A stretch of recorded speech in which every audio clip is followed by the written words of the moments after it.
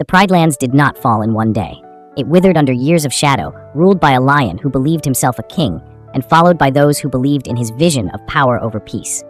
Scar's reign was not built on hyenas alone. From the edges of the kingdom came lions long exiled or forgotten, those who despised Mufasa's rule and saw Scar as their rightful sovereign. Among them rose Zira, a fierce and loyal lioness who saw more than a king in Scar. She saw a god among lions. Where others feared Scar's rage, Zira embraced it. Where others doubted his rule, she defended it. Their bond became something unshakable. She would follow him into fire. And when Scar's lies blamed Simba for Mufasa's death, Zira was the first to echo him. In time, they had cubs, the broken Nuka, the feral Vaitani, and finally Kovu, chosen by Scar as heir, not by blood, but belief. Scar ruled over Kovu with an iron paw, raising him as a tool of legacy, not as a son.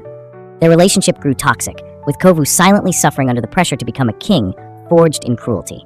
Yet, there was one lioness who never truly bowed to Scar.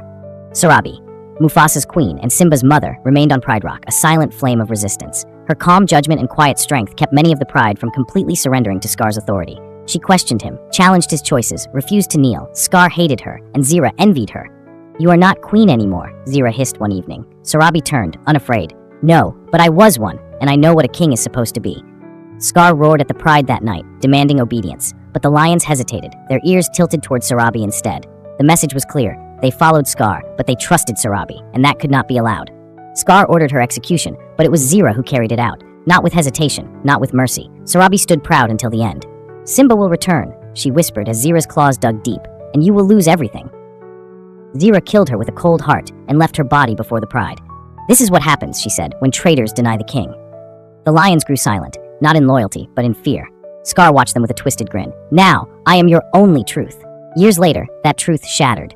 Simba returned, grown and burning with purpose. Scar greeted him with poison in his words, declaring, "You killed your father, and your mother paid the price." Simba's heart cracked. His eyes turned to Zira, who stood proudly at Scar's side. "You murdered her," he said. "She stood against the king," Zira snarled. "You should have stayed gone, Simba." The battle began. Scar, Simba, Zira, Kovu, all at war beneath the thunderstorm above. Kovu, torn between legacy and conscience, finally stood up to Scar. "You blamed the hyenas. You lied about my brother. You let my mother kill the one lioness who stood up to you. You're no king," Kovu shouted. Scar lunged, wild with fury. Zira attacked Kovu, screaming, "You will not betray your father." But Kovu blocked her, tears in his eyes. "You're not protecting the Pride anymore, you're destroying it." Scar tried to escape, limping toward the cliffs, but Simba followed. The fight was brutal and final. Scar fell. Zira, enraged and broken, attacked Kovu one last time, but she slipped, falling beside the lion she had followed into madness. As dawn broke over the Pride Lands, Simba stood with Kovu at his side. One had lost a mother, the other both parents, but together they stood for something greater, a future free from fear.